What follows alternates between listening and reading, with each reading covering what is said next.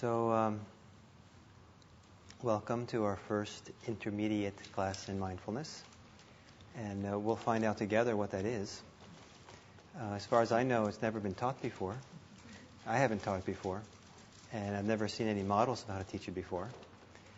However, as many of you know, I've been enjoying for many years of teaching the introductory course in mindfulness.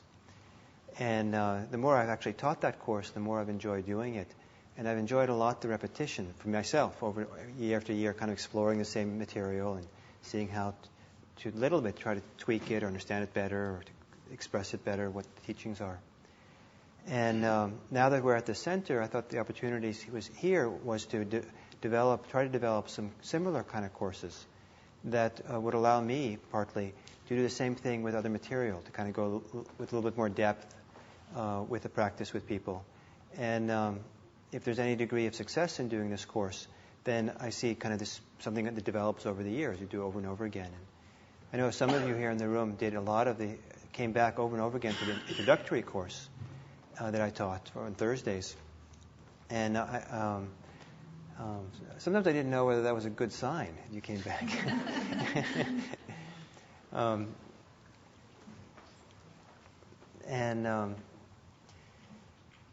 I also feel that there's a lot of people in our meditation community who have done a lot of practice and are looking for ways to then continue to deepen their practice and to explore the teachings and the practice in new ways, new perspectives. And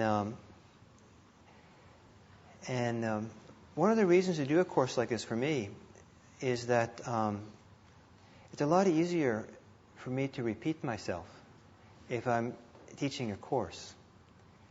So like the intro class, I say more or less the same thing, 3 times a year, right? You come and you kind of know the routine. Some of you come a lot and you kind of know more or less what I'm going to say. And I feel completely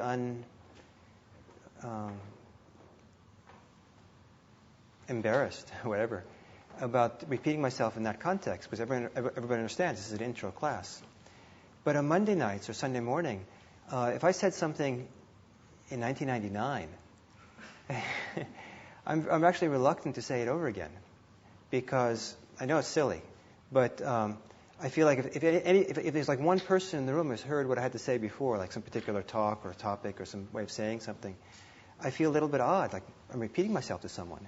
And you don't do that in polite company. And but if I call it an intermediate class, then I can do the same thing, right, over and over the years, and I don't have to be embarrassed. And that way I can cover the material that I think is important to cover on a regular basis. That's all, maybe has a lot to do with my shortcomings. But I'm hoping we have a good time here. I'm hoping that you enjoy your mindfulness meditation and that we'll share in that enjoyment and exploration here in these 4 weeks. The idea for this course is that there is a kind of prerequisite. I think this class works a lot better. It will work a lot better if you have the background in mindfulness practice already. So if you've done at least the intro class that I've taught, or some equivalent of that by another teacher, or you've gone to on a 10-day retreat, that's probably equivalent enough. And the kind of material covered in the intro class is kind of assumed as part of this intermediate class. Some of you, I'm quite confident, will hear things that you've heard from me before, and will hear things that you've heard many times by me or other teachers. And some of you, I think, could actually give some of the classes I'm going to be leading in this series. And I'm completely unembarrassed about that, because this is an intermediate class, and maybe some of you are more advanced than intermediate, and I don't know why you're here. But this is the nature of the class. So I'll cover it's covering some basic aspects of the practice. Some of the stuff which is not a surprise to many of you.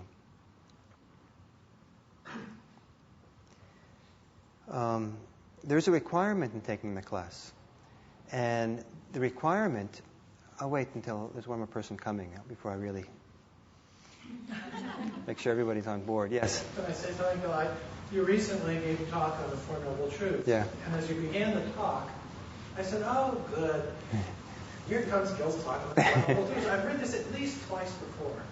And as you went through it, whether you said it differently or whether I heard it differently, it was different. So each repetition, for me, is a good repetition. Yeah. Because there's always something. Yeah, thank you. It's very reassuring for me to hear that, of course. And I should probably hear that and then overcome my reluctance to repeat myself. But so sometimes I think it'd be really great to, move to Grandsport, North Dakota, where no one's ever heard me before. And then probably I could, talk for, 6 months or a year with, say a lot of the same stuff over again. And it's all new for them. And so, anyway, welcome, everyone. And I'm happy to be here with all of you. So the requirement for the course is that you're required to be in the course within reason. If something happens that's, prevents it, it's okay. But your requirement is that you to sit every day for 45 minutes for these 4 weeks. And what that means, the way the calendar works actually, is that we actually meet. That means 4 weeks means 4 times 7 is 28 days. 28 days of sitting 45 minutes a day. Because if you just ended that on the 4th class meeting, you'd actually only get 21 days. You understand that? Right? So your honor system that you'll continue. 28 days. And so 45 minutes a day. And for the concentration class that we taught in the springtime, the idea was you could do 45 minutes, break it up, two different sittings or something. You didn't have to do it all at once. That would be okay with me. I would like to ask you to, if you really try to stretch yourself and try to make it 45 minutes one time. So really kind of one big block of sitting 45 minutes. And to do that every day. The other thing that you're expected to do, required to do, is to keep a kind of a journal of your sittings. And I'll talk more about that, and they'll change the instructions in the course of the class. And that means maybe you have to kind of count on giving an extra 10, 15 minutes. I don't know how long it takes you to write at the end of each sitting to be able to jot down some very simple notes about what that sitting was like, the experience of it. And for today, I have actually some things to pass out, kind of a form that you will fill out at the end of your sittings for the next week. And so that's the requirements of the class. And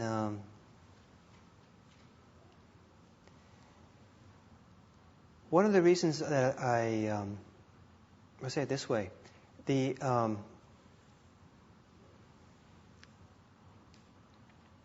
one of the central teachings of the Buddha is the notion of skillful means. Upaya kusala, kusala upaya.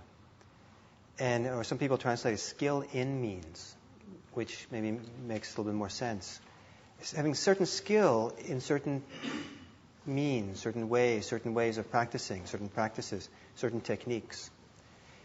And that part of what we're doing in Buddhist practice, traditionally, in the teachings of the Buddha, is cultivating and developing a skill.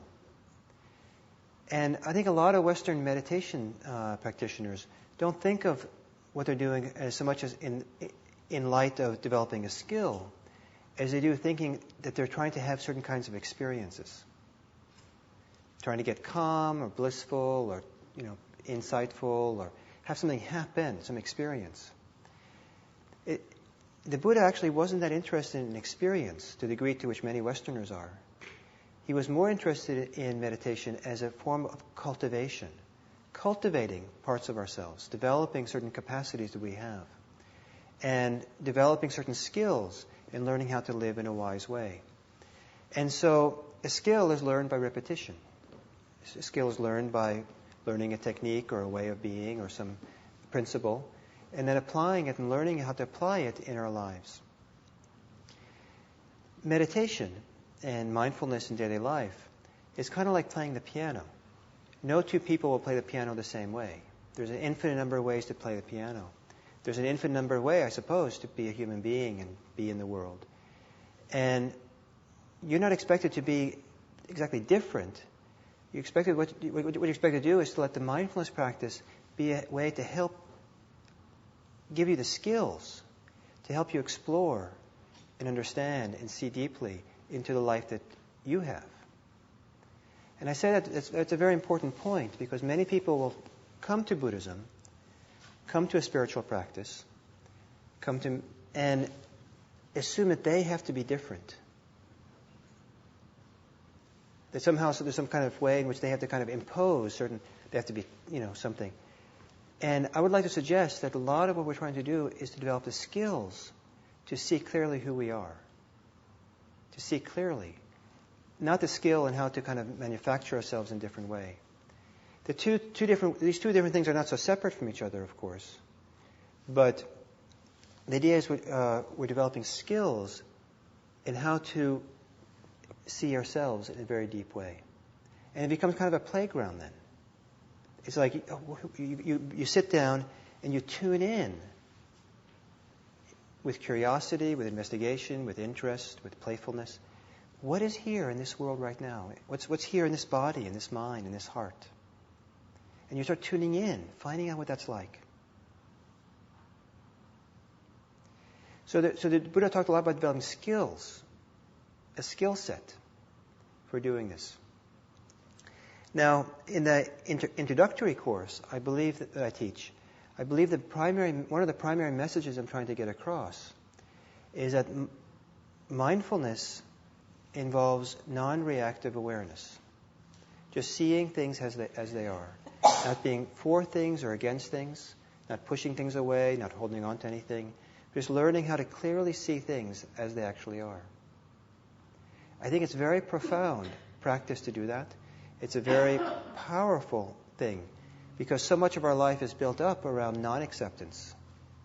Holding on or pushing away or judging or criticizing or evaluating in some way. And just simply cultivating ability to see and letting things be as they actually are can be radically transformative, I think, as many of you have experienced. But however, there's more to Buddhist spirituality than simply allowing things to be and seeing clearly what's there.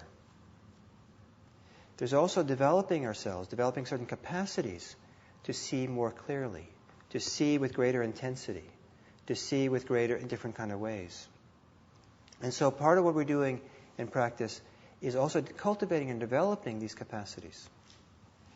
Now, these two aspects have to be held together. The aspect of leaving everything alone and seeing clearly, not manipulating, not trying to control, accepting things in an unconditional way, versus the practice of cultivating and developing ourselves. They don't have to be seen in opposition to each other, but there's a way of holding them together, or holding them together as a collection of practices. One skill that we're developing is the skill to leave things alone and see very clearly what they are, to have this non-reactive awareness. That's a skill that we developed. There are other skills. There's skills of developing concentration. There's skills of developing rapture and joy. There's skills in developing equanimity. There's skills in developing investigation and studying and looking more clearly. There's skills in developing our capacity for loving kindness. There's all these skills that we can develop. And then in different contexts in our lives, these different skills will be important to apply. When you have a wide skill set, a wide variety of practices to fall back on, to use, the negative can be that you're confused about what to do. And you're wondering, kind of searching around for what to do, and you're not quite sure, and doubt arises, and you try one thing for a little while, and then, well, that doesn't work, and you try something else for a little while, and that doesn't work, and try something else for a little while, and before you know it, you're snacking out of your refrigerator. Because it's just, you're not getting anywhere with anything. And if you have just one practice, it's easier than sometimes because there's no choices to be made, and you can actually develop greater depth. The benefit of having a wide variety of skills or practices is that you can use them in different situations where they're most useful. And life is quite varied. And it's quite valuable to have different things to bring to bear, different ways of being mindful in different situations. So, for example, there are some situations where I find it very valuable to practice mindfulness in my body. Some situations where I find it more valuable to practice mindfulness of my emotions. Other situations I find it more valuable to practice mindfulness of my thoughts. Other situations where I find it more valuable to cultivate loving kindness or to work on compassion or equanimity. Other times where my mindfulness practice, my ability to be mindful focuses primarily on looking at clinging and the possibility of non-clinging. So I choose different parts of my experience to focus on depending on what is most skillful in any given time. What is most skillful in any given time depends a lot upon the purpose you're doing it, or the direction you're trying to go, where you're trying to go with your practice. Doesn't that make sense? Skill usually, So one of the questions we should all be asking ourselves is, for what purpose are we doing our practice? Some people do the practice kind of because they've heard it's a good idea and they do it out of faith and without much thought. But I think it's actually, now for at the intermediate level, that it's very valuable and important to look at what is the purpose that you're doing the practice for, and to investigate that in a very deep way. And each of you will have a different reason for why you're doing it, the purpose that you're doing it. But if you have a sense of purpose, then you can have a better sense of what skill you want to apply and how to develop it. And you can also have a greater sense of resolve or resolve in applying and getting the job done, going towards that purpose. Now, one of the purposes to practice, of course, is to sit without any purpose, which some Buddhist teachers will say. So then what's the most skillful, useful way of developing that? Well, maybe then just pure vipassana practice, just seeing things as they are without trying to change anything, is the way to discover how to have no purpose. Perhaps the purpose is to develop greater independence or non-attachment. And what's most helpful for that? Well, perhaps what's most helpful for that is to first develop a deep state of calm, concentration, so that from that basis of calm, you can see more clearly the nature of your attachment. I spent some time recently being a little bit agitated, and I couldn't see my attachments very well. But as soon as I was able to get out of that situation and calm down a little bit, I could see very clearly where I was holding on, and it became pretty easy, actually in some ways quite joyful to let go. And it was actually quite wonderful because there's only sleepless nights I had. And during the sleepless nights, the primary practice was, what did I have to let go of in order to be happy? Not just what to let go of, that wasn't good enough. What I had to let go of to be happy. And it was great practice there in the middle of the night, How many times can a newborn poop in his diaper at 2 o'clock in the morning? Oh, here we go again. So what's the purpose for which you're doing the meditation practice? And I'll leave that for you to think about. And perhaps as you spend this next week, that's one of the assignments for the week, is to reflect and write a little bit about what you feel the purpose is, or the purposes for which you use meditation. What are the purposes? What is the purpose for which you use meditation? And try to make this very personal. So in other words, don't go look up in a book for the answer. Jack Kornfield says in Seeking the Heart of Wisdom, the purpose of meditation is, maybe you shouldn't even read any books this week, so you don't, make sure you're not polluted with other people's ideas. But spend some time reflecting on this, and then we'll talk more about purpose next week. So in the introductory course, in a sense, the emphasis has been on learning how to let things be, just seeing clearly how things are without trying to be for or against anything. And some scholars who study Buddhism call that an analytical approach to meditation. Because it's just simply, I don't like the word analytical or analysis, but it's simply kind of analyzing actually what's actually here, what's there. Because there's simplicity. A sound is a sound, you hear the sound. You feel an itch, you see the itch.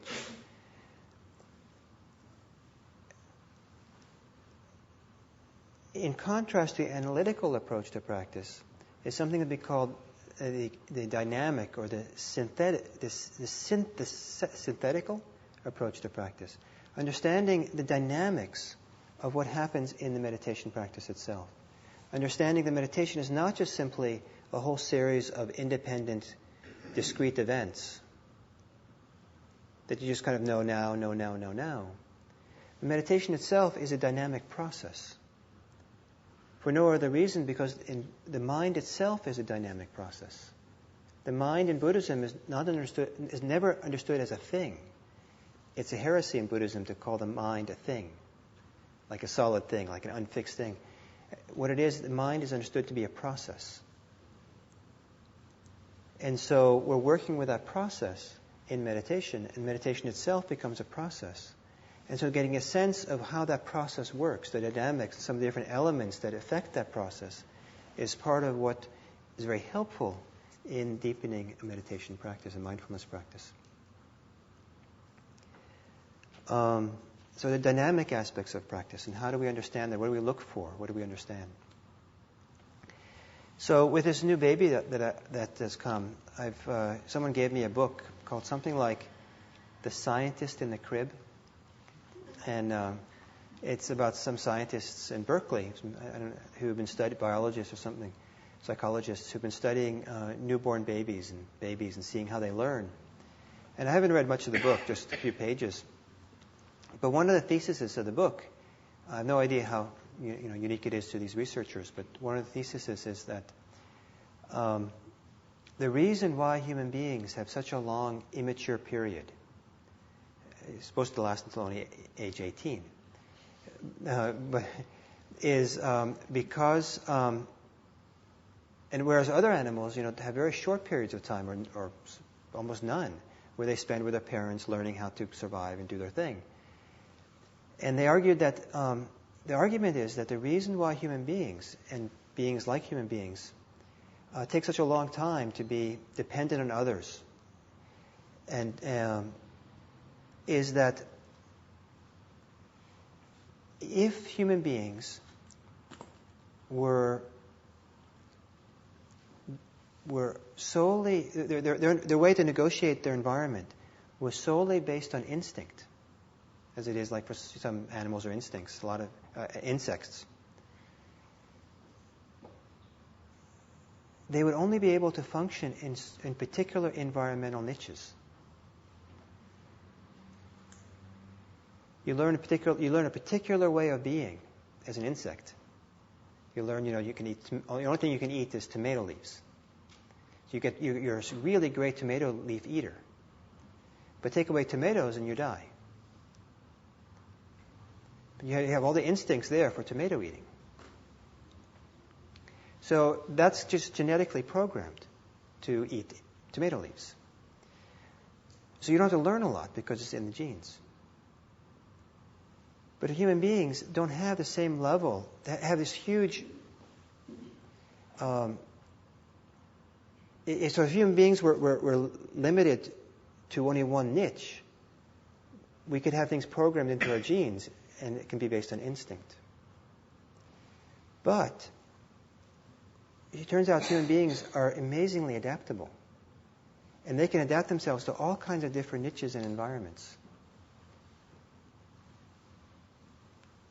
And so in order to have that capacity to be so adaptive, we have to have a long period of learning.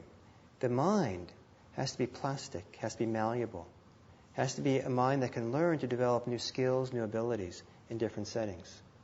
And so the argument of these researchers is the reason why we have this long development period is that we have minds which are not exactly blank slates, but we have minds that in order to survive, need to adapt itself and knows how to adapt itself to different environmental and social niches, depending on where they find themselves. Does that make sense at all? You wonder why I'm saying this, right? What's this have to do with an intermediate course? Why I'm saying this is that the process is two reasons. The process of learning, I think, is really innate in human beings. The curiosity and the interest in to learn. And the other reason I'm saying this is that to appreciate that one of the teachings of Buddhism is that the mind is malleable and plastic. And what we're doing, and this is very, very clearly stated in Buddhism, is that what we're doing in meditation practice is training the mind to come back to its malleable state, its plastic state, as opposed to being fixed and rigid, as our minds can become. And these two things go together: the ability to learn, to be interested, and to have this malleable mind. The mind can be much more easily concentrated when it's malleable and plastic and soft. A mind which is rigid has a very hard time getting concentrated. It's a lot easier to get one-pointed if the mind is soft. And you think maybe if the mind was rigid, it'd be easier to get concentrated. So what I'm hoping as we go through these 4 weeks, that you enter into this period of 45 minutes sitting every day and exploration of mindfulness with a curiosity and interest of investigating. What is your experience like? What's happening with you? What's your experience? What happens to you in meditation practice? Start tracking the changes that go on. Start noticing that when you do certain things, what are the consequences of having done those? So start studying the dynamic aspects of the practice. Does that make some sense, what I'm saying so far? Do you have any questions about this so far? Yeah. When you said noticing when you do certain things, what happens? Uh-huh. Does that do certain things, meaning the mind doing certain things while you're meditating? Sure. Yeah. Can you give one example? I don't understand. Yeah, you'll become clearer over the weeks as we talk about that. But for example, you sit down and you notice that when you sit down to meditate, that your mind is agitated, a lot of thoughts. So you decide what to do with what you're going to do is to focus on your breathing. And you notice as you focus on your breathing, your mind gets calmer. There's a change. You did something, and that doing something instituted a change. Or say what you want to practice is non-reactive awareness, where you've been trained, that you're not going to try to make anything different. You're not going to try to change anything, but you're just going to be there very present for that agitated mind. That's what you're going to do. And when you do that, you notice that when you do that, the mind settles. Or it gets more agitated or something. You notice that there's a cause and effect relationship there. So one of the things to begin exploring is the cause and effect relationship of what happens, what we do in meditation. I believe that sometimes the idea we get in meditation is that it's a passive event. That I don't think passive is a good word for meditation, even though I might have used it many times. We're cultivating a capacity to be receptive. But I don't think of meditation as being passive at all. I think that as we get into it and more involved in it and more engaged, it actually feels very dynamic and active. But the more involved you are, it's a kind of activity that feels effortless. So it's kind of like riding a bicycle. Is riding a bicycle a passive event? When you first start starting to learn to ride a bicycle, it's a very active event, and it's very difficult, and you're very tense, and you're learning. It's a lot of effort. But once you develop the skill of riding the bicycle, it becomes more effortless to ride it. But it's not passive. But it might be receptive to the experience. I don't know if that's the best analogy. So, having said all that, any other questions before we continue? Yes, please. The daily meditation is required. Do you suggest that if we figure out the purpose of our meditation or mind meditation, you keep that same purpose every day through the 28 or 30 days? Or do you sometimes you may change purpose on certain days? What is your purpose? So the instructions around purpose is simply to explore and jot down the purpose for which you do meditation, or the purposes. There might be different purposes you apply. And what you do in any particular meditation session during this week, it might be for different purposes. So I'm not holding you fixed to one particular purpose. Though, it can be simultaneous purposes, right? There can be multiple purposes at the same time. And one of the purposes I hope that you engage with during this time is interest in investigating. To learn more what the meditative mind is like, what that inner life is like. What happens to the inner life that's involved in meditation? So I'm a little bit torn between whether we should sit or if I should say more. Okay, let's sit. When in doubt, sit. It's a very good principle.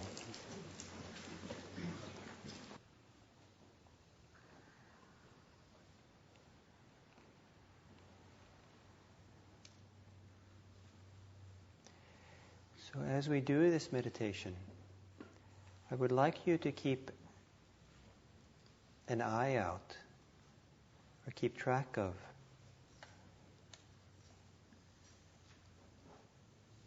the clarity of your mind. Does your mind become clear as the meditation proceeds? Does it become more cloudy, less clear?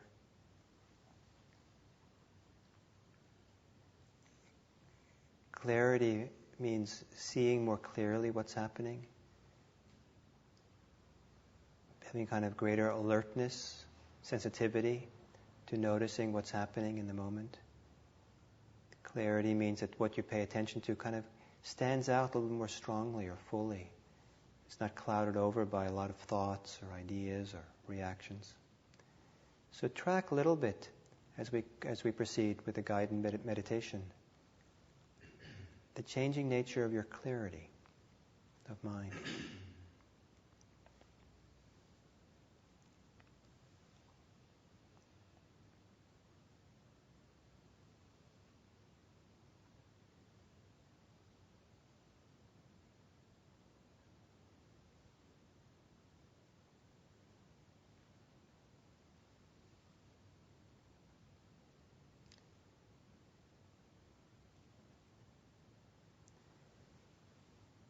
So begin now in the usual way, which I ask people to begin, by taking a few long, slow, deep breaths.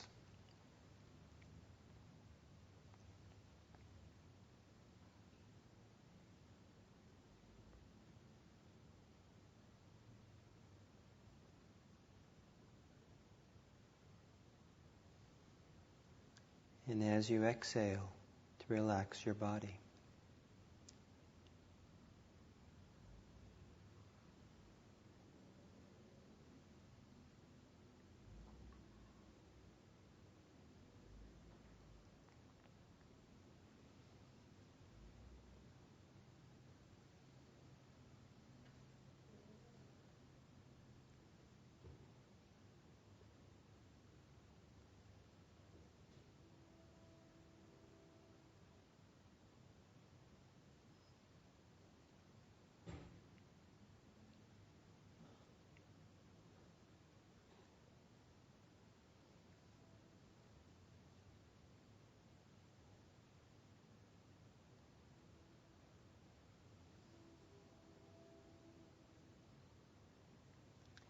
Then letting your breath return to normal.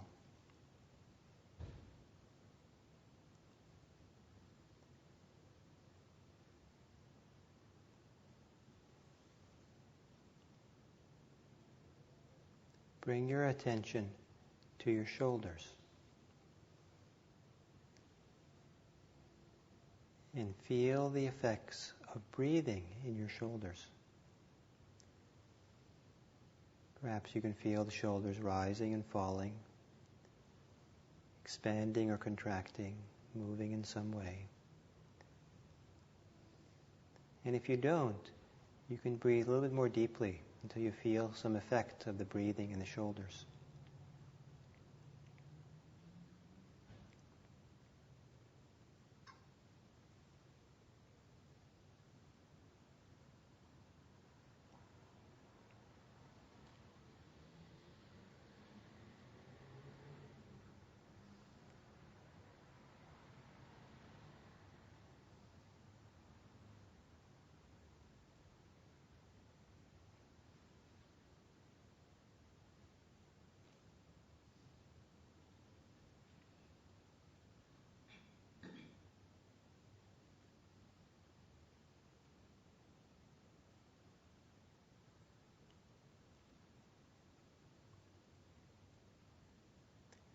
And then as you're feeling your shoulders, being with your shoulders, they're rising and falling, whatever you feel there, notice how easy or difficult it is to keep your mind there in your shoulders. Does your mind keep wanting to drift away?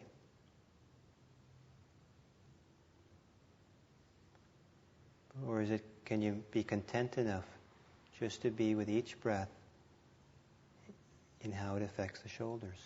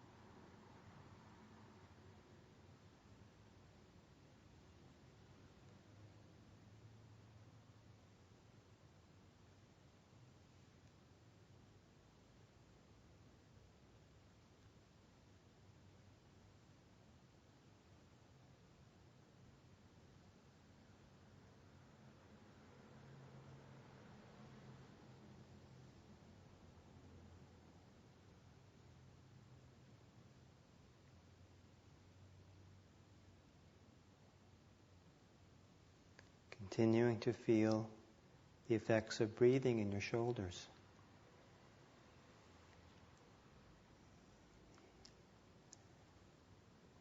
In the next 2 times that you exhale,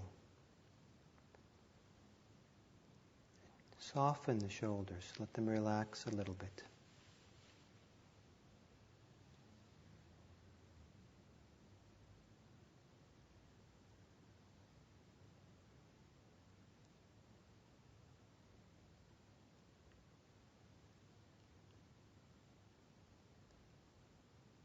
And then having them softened even just a teeny bit, then notice more carefully, what are the sensations that you experience in your shoulders as you breathe?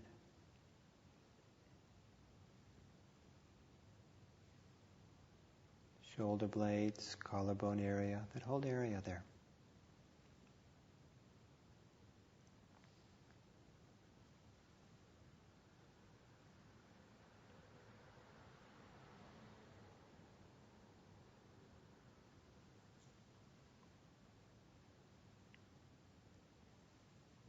Breathing in, breathing out. So for the next series of breaths, until you hear otherwise, each time you exhale, let there be a relaxation of your shoulders, your shoulder blade. And each time you exhale,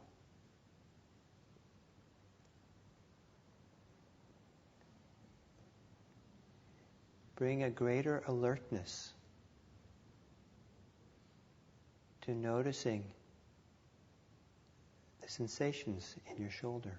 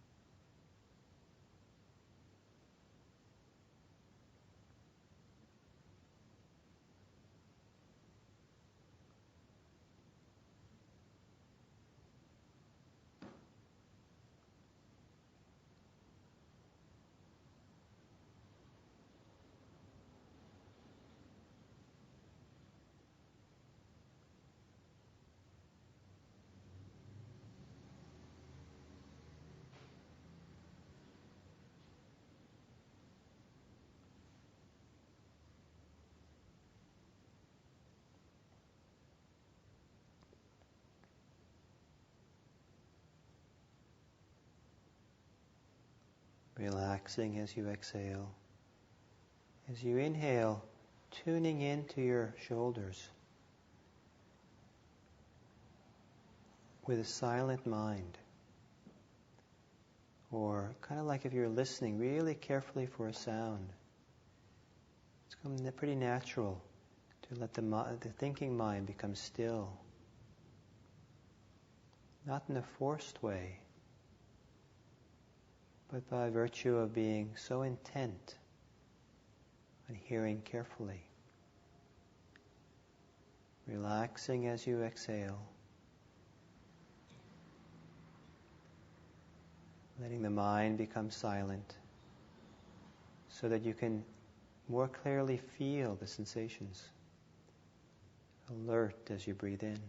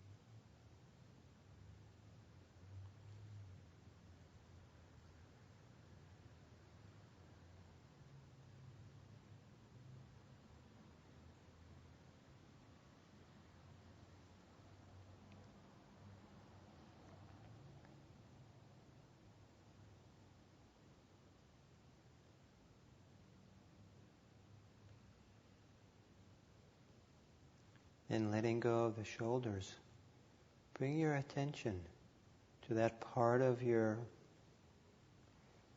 body, your head, your brain, where you do your thinking. If there is a location, kind of a location.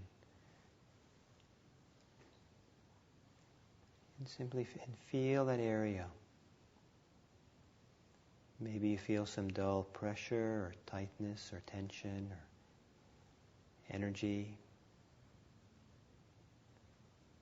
spaciousness.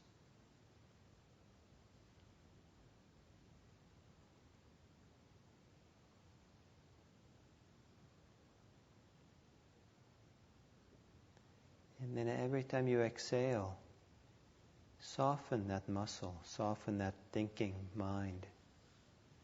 And every time you inhale, let there be a silent, still sensing or feeling, tuning in to the sensations which are there, not judging them or feeling they need to be different.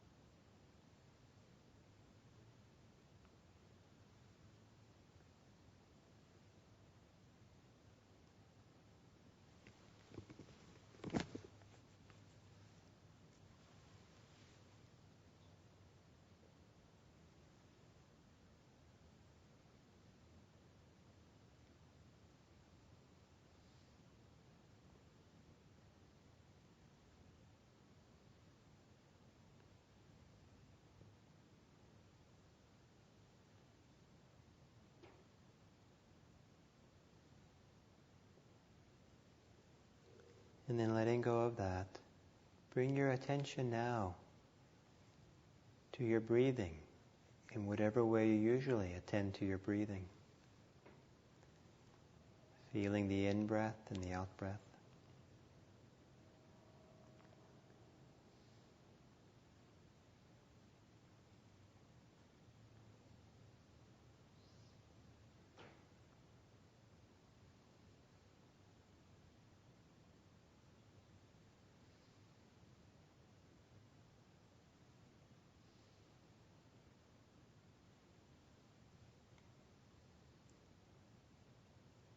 And each time you exhale, let there be overall relaxation, softening.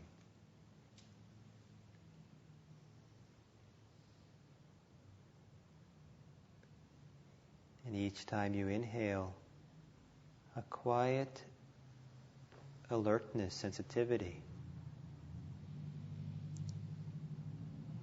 to what the sensations of breathing in.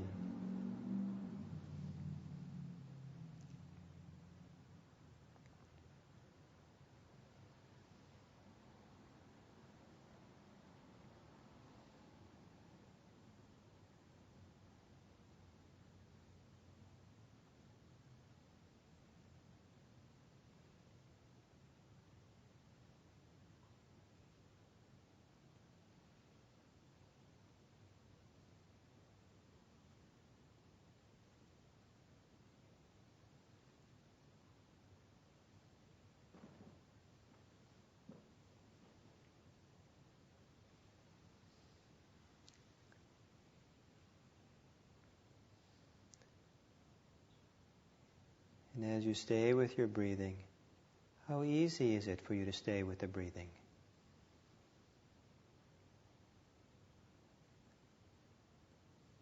What's the degree to which your mind seems to be settled on your breathing, tuning into it, developing greater clarity of the breath? What degree is it the mind so easily wants to slip away into its thoughts and concerns?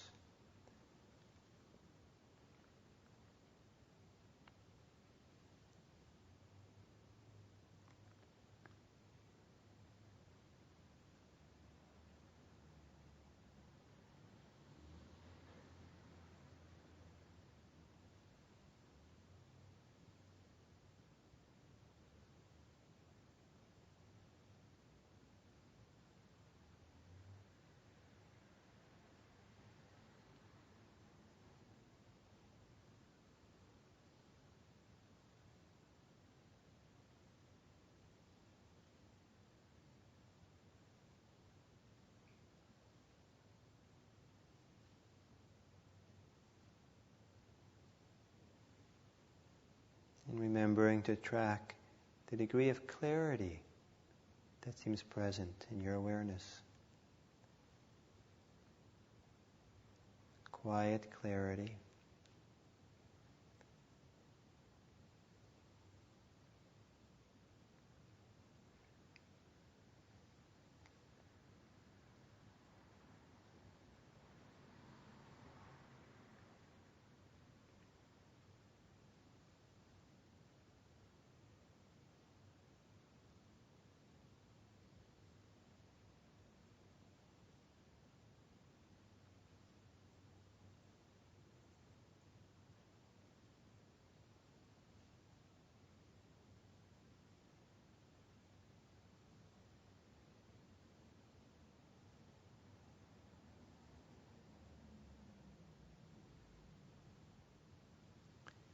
Feeling your breathing, breathing in and breathing out. Feeling intimately or closely what an inhalation feels like, an exhalation.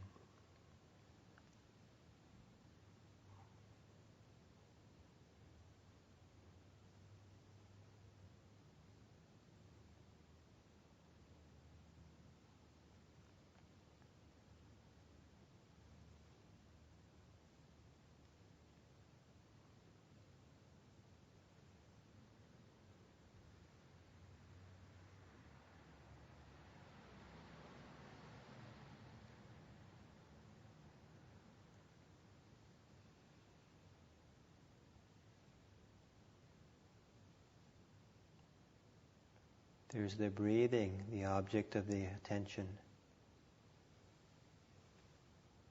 And then there's attention, the awareness, and all the different elements that can be associated with that. For example, motivation. How motivated are you to stay with the breath, one breath after the other?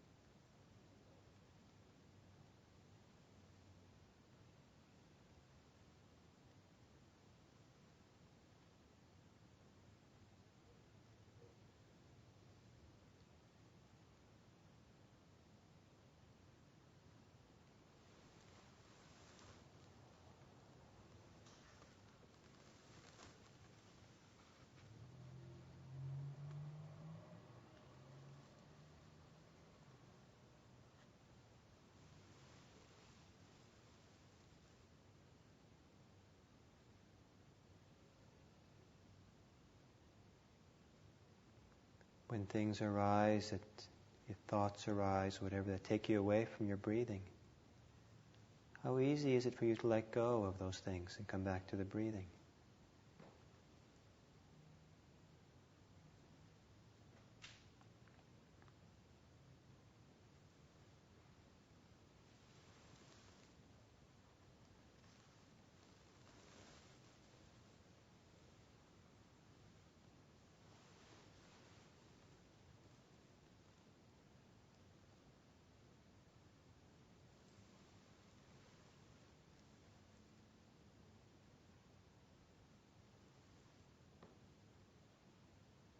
As you stay with each breath, breathing in and out, how would you evaluate the degree of calmness that's present? Are you calm, agitated? Is it calm attention that you bring on the breathing? Anxious attention? Impatient attention?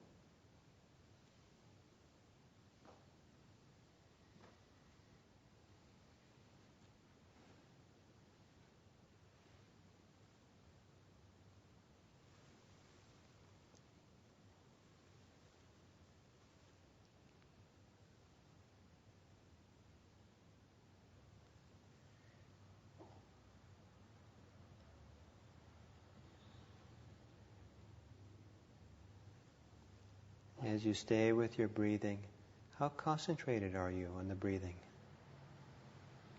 How stabilized is the attention on the breath?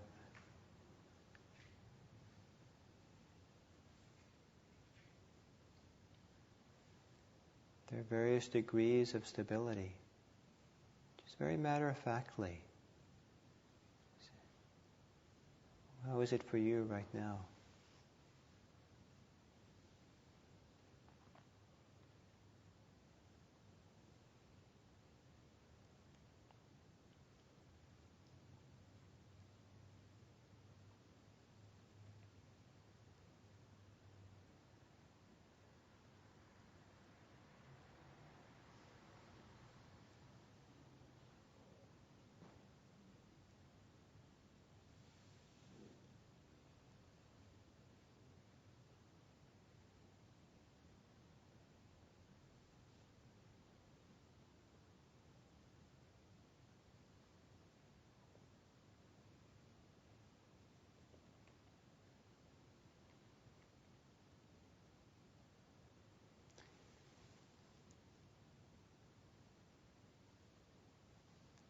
As you feel your breathing, one breath after the other,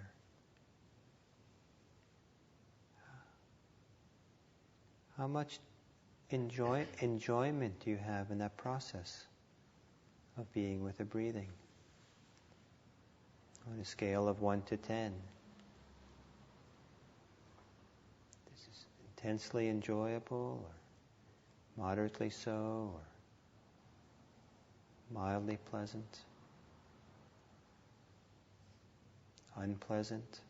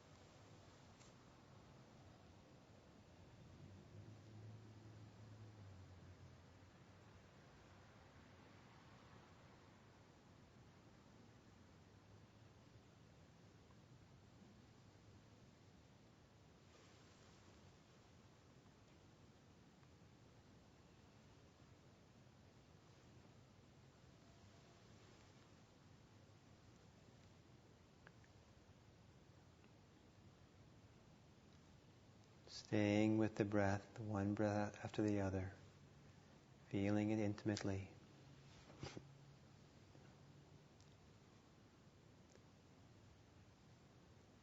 Letting there be a quiet alertness, silent presence to feel you're breathing in and breathing out.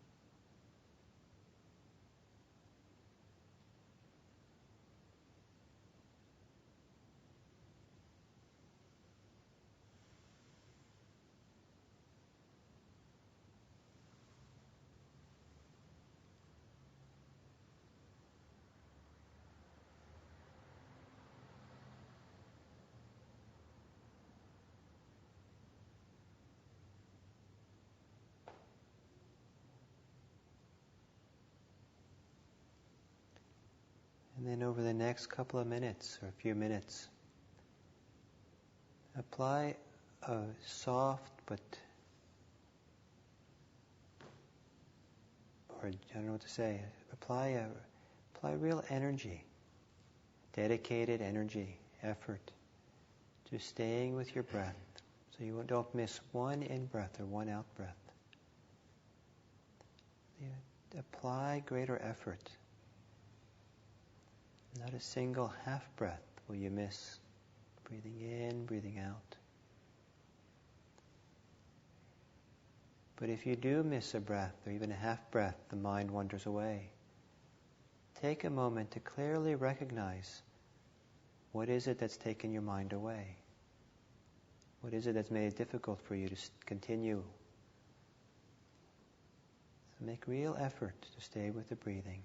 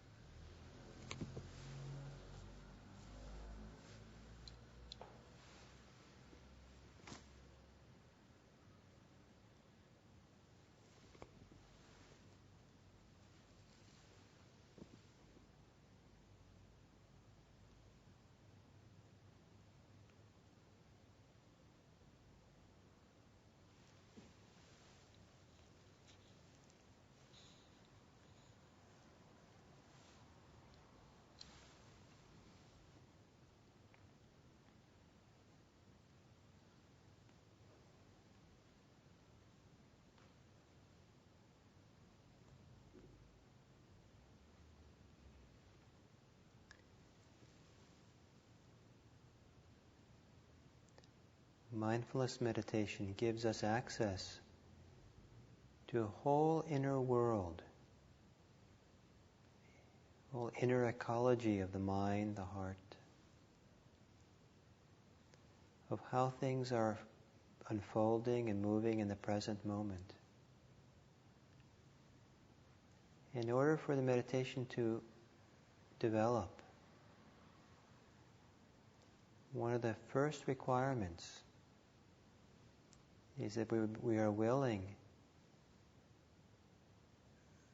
to try to turn the mind away from all the thoughts about the future and the past, concerns about the world, work and relationships, and whatever it is we're concerned about out there. Let go of all those things, of the world in a sense, and intentionally turn the attention inward to this world of the breath, of the body, of this inner ecology.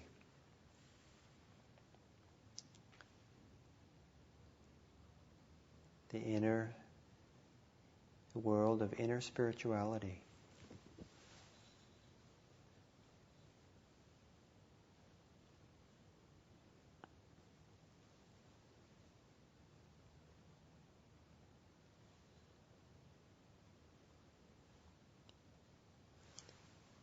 And begin taking an interest in the process of what's happening. Take an interest in what's happening in that inner world.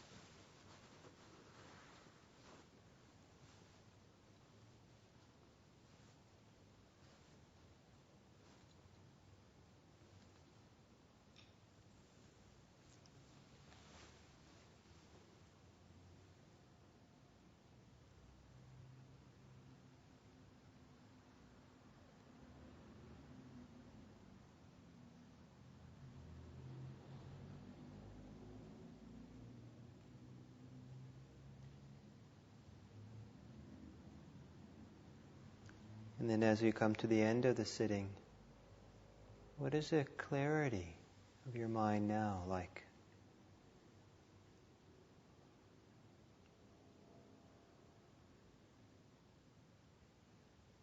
Is your mind duller or sharper than it was when you started sitting?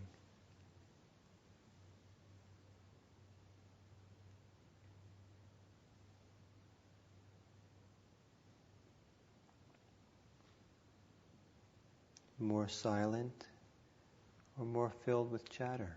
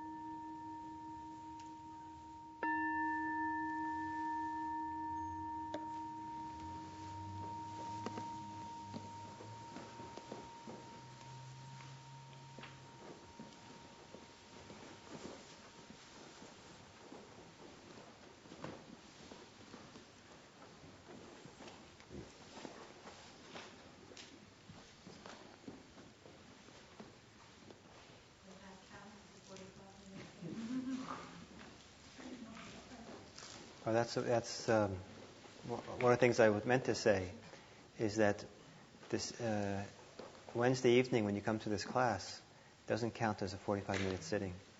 So that don't think, well, I don't have to do my 45-minute sitting on Wednesday because I'll just come to the class and do it then.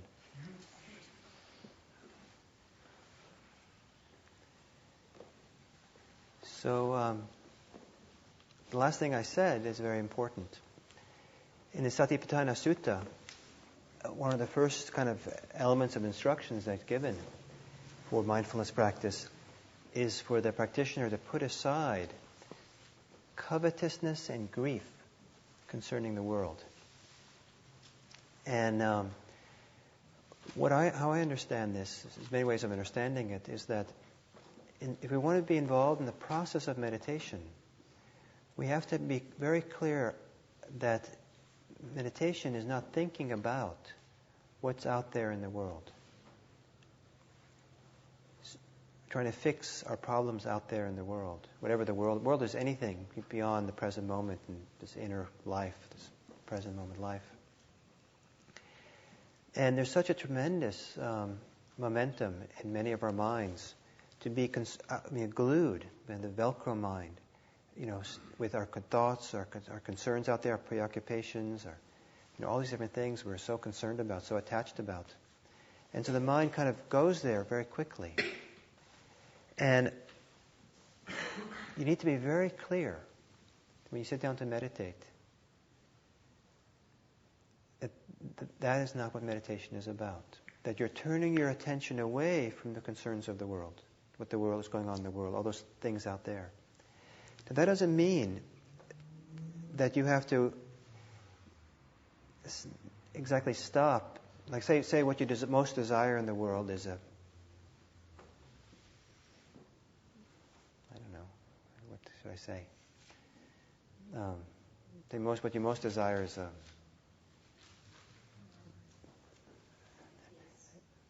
nylon sweater. If you have a nylon sweater, then you have your life made. People will, praise you. They think you're really cool, and you probably get a promotion at work and a new partner, and just a nylon sweater. Just really do it right. So you're caught up in that.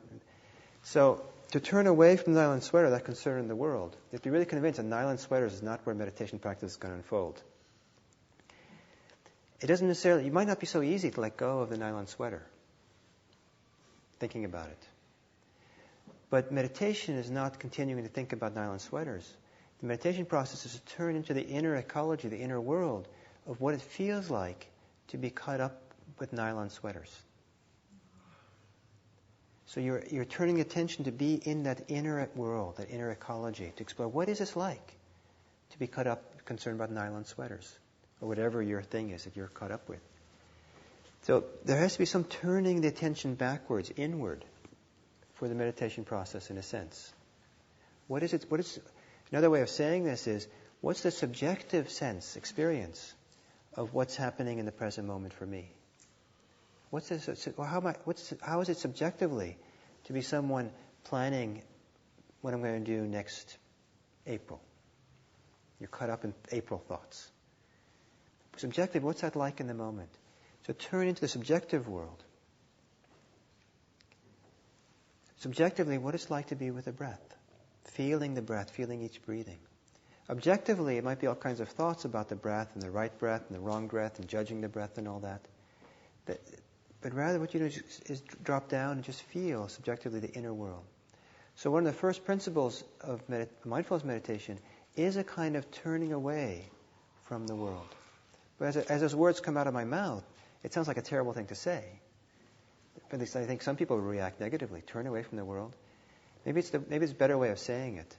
But there has to be a willingness or very clear intent, very clear recognition that what we're doing is we're not going to pursue our thoughts about our problems and our concerns and our fantasies. But we're going to turn back into this inner world and explore it. Get to know it. Settle it. We can use the breathing as a place to encourage that to happen. Develop a stability to stay there. The other thing that's happening, so that's one important principle, turning away from the world. The other important principle is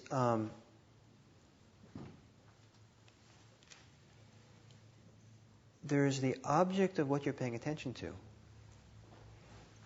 And there's also the attention itself and the associated factors that play into attention that support it. So if you're following the breath, you can follow it very intently. And you can get absorbed in the breath and not know anything else.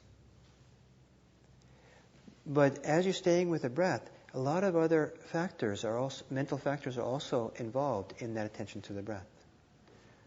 One-pointedness, interest, investigation, calmness, tranquility,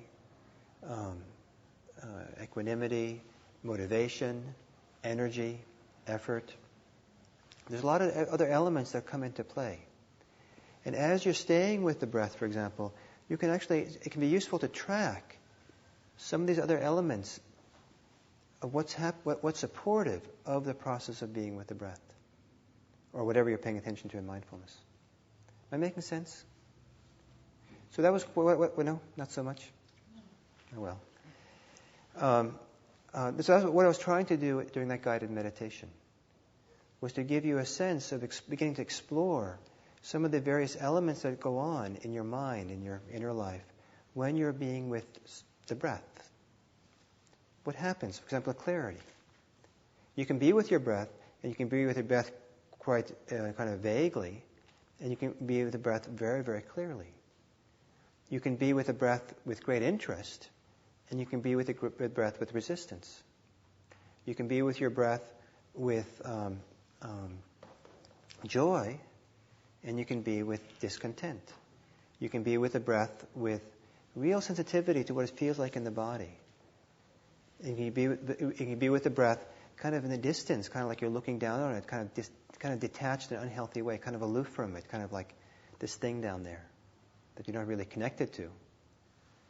You can be with the breath and be agitated. You can be with the breath and be calm.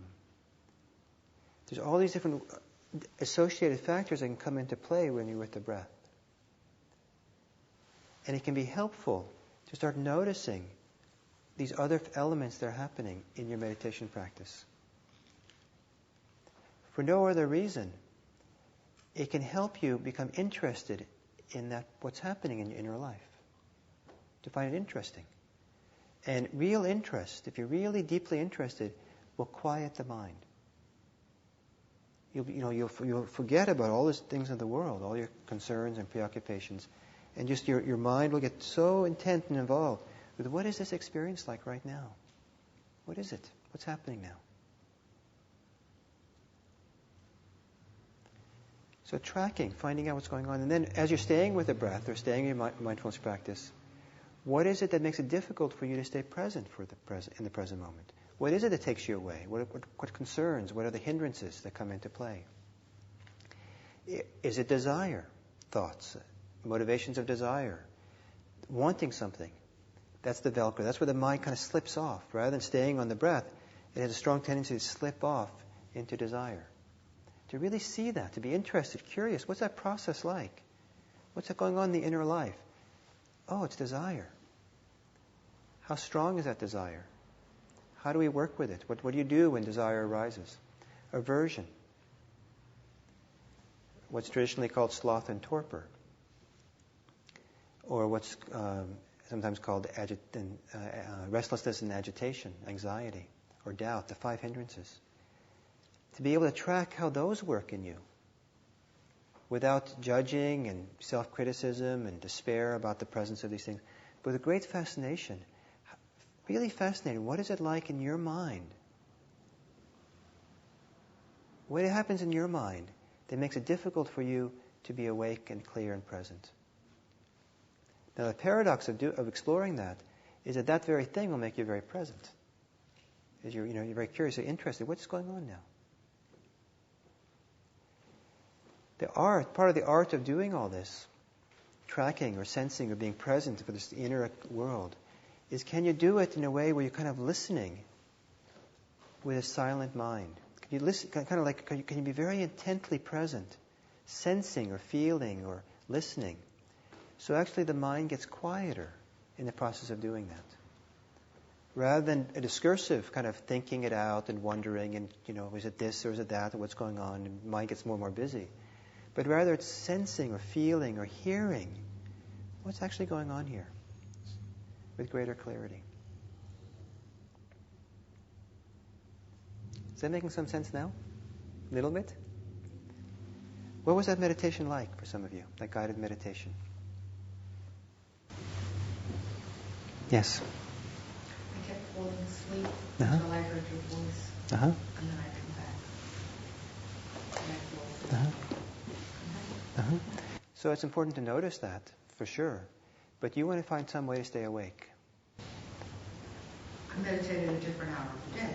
Yeah, that can be one thing. But also it's very interesting then, when you're sitting here and you're feeling sleepy, what are the factors that cultivate greater clarity and wakefulness?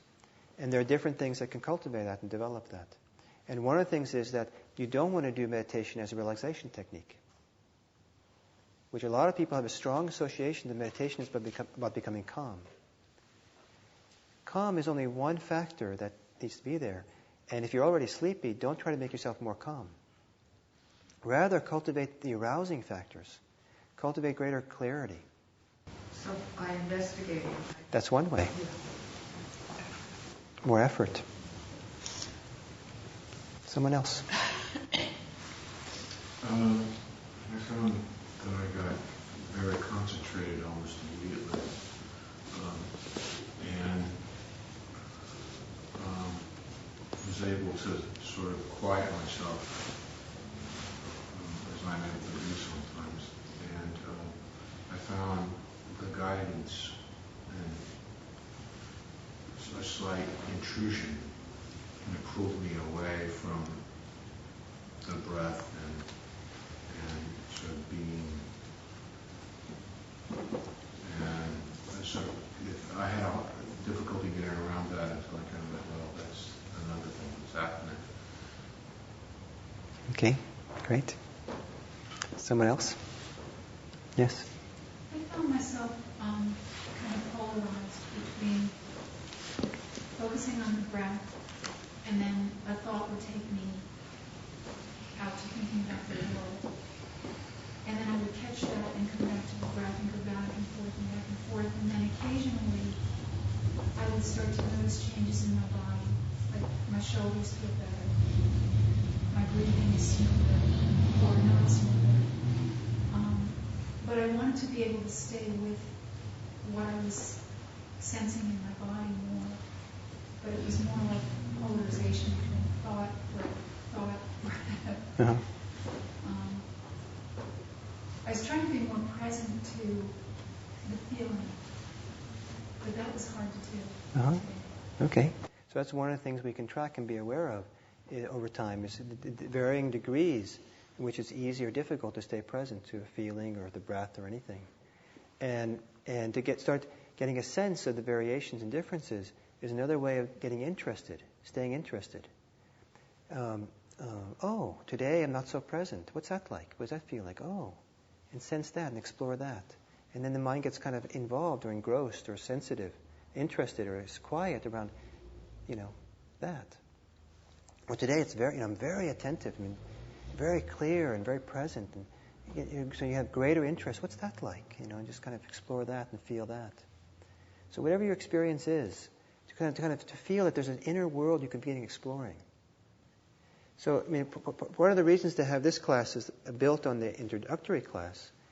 In the introductory class, not that you can do it just from taking the intro class, is to learn to just let your experience be as it is and not judge or criticize or evaluate or want it to be different.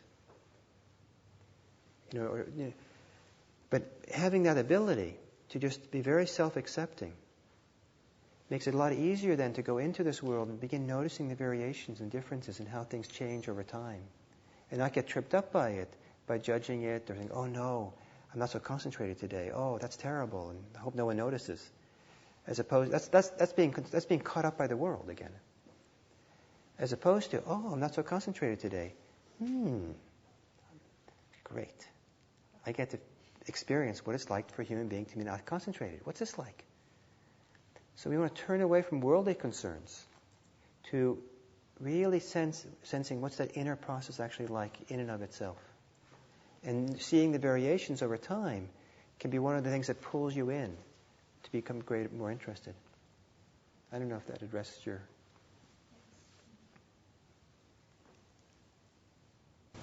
Holly. I kept being really glad when you'd tell us to do something, because then I didn't have to tell myself to do it. It seemed like I'm continually saying, I do this, do that. Uh-huh.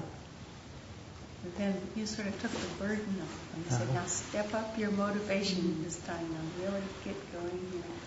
And I thought, oh yeah, good. And then I noticed there was some little person in the background that said, I'm lazy, I don't do that. So both those things you can investigate. So if there's these voices inside of you telling you what to do, directing the show all the time, go explore that. Be interested. What's that like? What's that voice like? What's the tension, if there is, or pressure within you that is part of that voice? And what's the agitation that maybe is part of it? And if you can explore that, maybe it can quiet down. And then you can continue practicing, but without the agitation of kind of a little director who's directing the show. Or if you feel kind of laziness come on, then go and explore that. What's the laziness like? Oh, what's that like in the present moment to be lazy? Laziness is getting in the way of being really clear and present here. What's going on? What's that like? And explore that. So there's this whole inner ecology to be explored.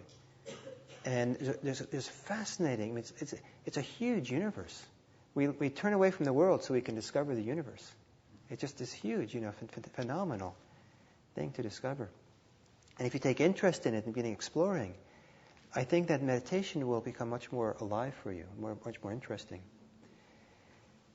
This can be somewhat disappointing to some of you to hear if you have a very strong association that what meditation is about is relaxation.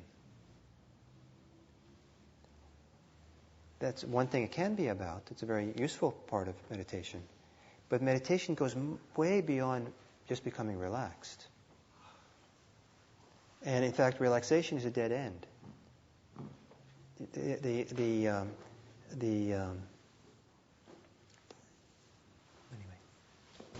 Yeah. Before the meditation and even after the meditation, my world was one of very much fatigue, drowsiness. And then when I started the meditation, then I developed a tremendous amount of energy, almost rising to the ceiling, it felt like. And a lot of clarity and a lot of, my mind was just very open. And, so Great. it was just the opposite. Well, listening to you at this time of the night, I'm sorry, you're very interesting, but tonight it wasn't my cup of tea. And but the meditation was just really good for me. So what about the rest of you? Do you see variations in your degree of clarity over the course of the meditation? Greater and less? It's going to vary. Different people did. Yeah? So that's something you can track. And tracking that, being attentive to it, is part of what keeps you can keep you engaged in the meditation. But be careful, you're not using that material, what you're learning, to be further reason to have worldly concerns about judging yourself negatively or positively, whatever it might be. But rather to help you entering into this inner world of stillness. So, yes? Yeah, I think for me, one of the things that maybe I struggle with is the level of effort of investigation sometimes leads into trying to direct the experience. Like when you're describing the feeling, the sensation of the shoulders was immediately associated with, I'm supposed to be feeling something in my shoulders. And there's kind of almost a manufacturing of an experience. So I'm not quite sure how to go with that. But I mean, for me, it seems like there's a time when the investigation, I don't know, there's some allowing in investigation. If I try too hard to investigate, it becomes kind of directing or fabricating an experience. If that makes sense. It could make sense. I mean, it could also not. I'm not sure. Well, let me say this. I really didn't want to pay attention to my shoulders. I really felt a real deep sadness that has been coming up all day. And it felt like it was calling to be witnessed and not perhaps investigated on my terms, but wanting to just be seen. Sure. So that's what I mean about like investigating. It was like trying to like go at it. Somehow doesn't. Finding the right level of investigation seemed necessary. Sure. Yeah. And this is why I think it's useful to understand there can be a wide variety of ways of being present for ourselves mindfully, depending on what's happening. And sometimes If there's a lot of sadness or grief, for example, sometimes the best thing to do is get out of our own way and just let it be there and not try to be so actively involved. There's a time for a more receptive, very receptive aspect of meditation, and there's a time for a more active aspect of meditation. And we're kind of constantly negotiating back and forth between being receptive and active in our practice. We'll talk more about that next week. And it's not just being passive, but we have to know when to do different things. And ideally the two are completely balanced. So, and when they're completely balanced, of kind of a receptivity plus an activity together, then it can feel very, very dynamic and alive and alert and very clear. It's kind of like there's this feeling I have sometimes when I'm really very, very much in the present moment, just really there. It feels like I've caught a wave. I'm surfing. And the present moment is like, the present is like a wave, and I'm on that wave. And being on that wave, surfing, is a very dynamic activity. But it's also, very still, or very, it's kind of like timeless. It's kind of this amazing, wonderful thing.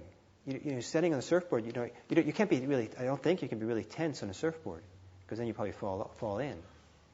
But it's kind of like it's a very dynamic balance between alertness and relaxation. I don't know if this at all addresses your concern, but we should stop, I think. I have a quick question about the journal. Yes. Since it's a 45 minutes experience, we can write for a long time about every part of it. So I'd like a little bit of guidance as to what are we supposed to write about? Uh-huh. Yeah, so what I want to give, for the first week, I actually have this handout for you. And I did 50 copies, and I think it's somewhere roughly about 50 people here. So if there are people here who know that they can easily share, you might just take one and make a Xerox for yourself. And what I'd like to do is for you to, some of these factors we talked about in the meditation today, I don't want you so much to be, you can be tracking them as you wish. But what I particularly want you to do is at the end of the meditation is to jot down with this little grid, this table here, the degree to the presence or absence of these things in your meditation on a scale of 1 to 10. So you have to figure out what that means. Scale of 1 to 10 is, I think it's very personal criteria. I don't know just how it is for you. So calmness, scale of 1 to 10. How were you? If this was the most calm you've ever been, maybe you give it a 9.5, assuming that you can always get more. But, maybe, this is half as calm as you can be, so you give it I don't know what. So there's different calmness, alertness, the strength of your preoccupation. That's fascinating, right? So how strong is your preoccupations? How strong was your ability to let go of your preoccupations, of your thoughts? How strong was your motivation in the practice? The motivation to be present, the motivation to let go. How strong is motivation? What was the degree of enjoyment that you had, in any kind of form of enjoyment, in the process of meditation itself? The degree of sensitivity to your body, the degree of concentration, the degree of effort that you're applying, and the degree to which your thinking mind became quiet in the course of the sitting. And so I want you to kind of, each meditation, to write down this. And in doing this each day of the week, next week, maybe you get a sense of how this varies from day to day. And my hope is in doing that, you become more sensitive to things that you might not have paid much attention to if you're just kind of living each meditation as kind of like it's a thing in and of itself. Sometimes we don't see patterns over time unless we somehow have a record to look back on and say, I didn't know that it was like that. The second thing I'd like you to do is, and there's some more instructions around that here. And the second thing is I would like you to pay careful attention to the hindrances. And I hope that all of you know what the 5 hindrances are. If you're not, you might get a basic book on mindfulness meditation. And almost every book will have a discussion about the 5 hindrances. And And do the same thing for those. From a scale of 1 to 10, how strong was these particular things in your meditation? And sometimes I know you might feel like you want to give a 10 to every single one. But, you figure out, And again, tracking what's really going on, getting a better sense of which hindrances are most common for you. So you can, over the week, you start noticing, it seems like it's really regular. It's really common for me to have desire. I hardly ever, in terms of aversion, it always has a 1 or 2, but desire is like 9 all the time. You might not notice the patterns of the kind of hindrances that are most commonly appear for you, unless you kind of jot it down in this simple way. And then there's some more instructions of what to write about the hindrances here at the end of this. So my vision, my idea is that this is not going to take you more than 10, 15 minutes to do this. It can be a very simple kind of notation kind of style. So that's what I have for you. And so hopefully you'll find this useful for all of you. And hopefully today was useful. My evaluation was that it didn't seem like it, it seemed like I had a lot I wanted to say, and I didn't really organize it so well or explain it so well. But that's kind of I think, the price of doing something for the first time and being tired. So hopefully, I can be more succinct or organized or clear next week in what I'm going to talk about. And so thank you all very much.